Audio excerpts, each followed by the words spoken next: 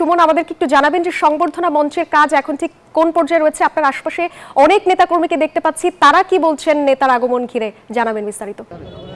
ধন্যবাদ। আমি এই মুহূর্তে রয়েছি বসুন্ধরা স্মার্ট সিটির পাশে, ঠিক এই ৩৬ জুলাই এক্সপ্রেসওয়ের পাশেই যে মঞ্চটি করা হয়েছে, মূল মঞ্চ, সেখানে মঞ্চের কাজ প্রায় শেষ পর্যায়ে, অর্থাৎ বলা যায় প্রায় 98% কাজ শেষ হয়েছে এবং শেষ মুহূর্তের কিছু বিশেষ করে স্ক্রিন বা শেষ মুহূর্তে ব্যানার লাগানো কাজগুলো এখন চলছে, যেমনটি দেখছেন, বা বিদ্যুতের লাইনের কাজগুলো চলছে এবং নেতাকর্মীদের উচ্ছ্বাসের বিষয়টি যেমনটি জানতে চেয়েছেন। আমি এর আগে এখানে বিএনপির স্থায়ী কমিটির সদস্য মির্জা আব্বাস এসেছিলেন, বিএনপির নেতাকর্মীরাও এসেছেন, তারাও একই সুরে কথা বলেছেন, যেমনটি বলছেন যে এক প্রকার ঈদের আমেজ বইছে এই মূল মঞ্চ ঘিরে। সকাল থেকে ছোট ছোট মিছিল নিয়ে দেশের বিভিন্ন প্রান্ত থেকে নেতাকর্মীরা এখানে একত্রিত হচ্ছেন, উচ্ছ্বাস করছেন এবং যদি বলি অনেক নেতাকর্মীর সাথে আমি কথা বলেছি, তারা বলছেন যে এই যে দীর্ঘ দেড় যুগের অপেক্ষা, সেই অপেক্ষার প্রহর কাটিয়ে সেই প্রিয় নেতাকে এক মুহূর্ত দেখতে পাওয়া, তার বক্তব্য শোনা এবং দেশের এই ক্রান্তি লগ্নে দেশের হাল ধরা,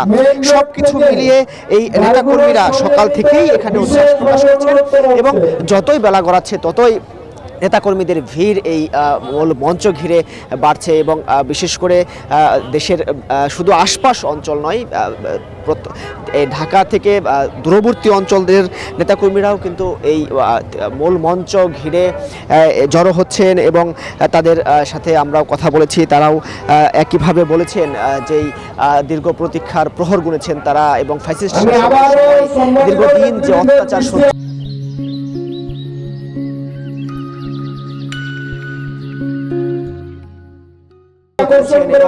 দেশের যেই খুব সংকটময় সময়গুলো ছিল, সেই সময়েও এই বিএনপি ভারপ্রাপ্ত চেয়ারম্যান তারেক রহমান কয়েক হাজার কিলোমিটার দূরে বসে দেশের হাল ধরেছেন বা দেশের রক্ষায় বিভিন্ন সময় বিভিন্নভাবে দলকে এগিয়ে নিয়েছেন এবং আপনারা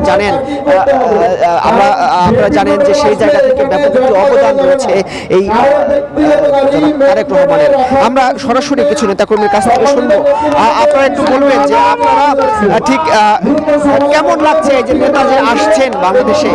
আলহামদুলিল্লাহ, আমাদের মনে হচ্ছে যে আমাদের তারেক রহমানের আসার সংবাদ, আমাদের যে উৎসব, ঈদের চেয়েও বেশি আনন্দ আমাদের মনের মাঝে আজকে সারা বাংলাদেশের মানুষের মনের মাঝে তারেক রহমান দেশে আসার সংবাদে।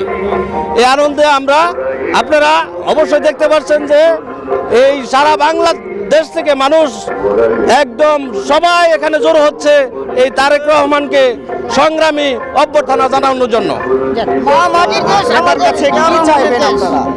আমাদের আসলে চাওয়ার কিছু নাই।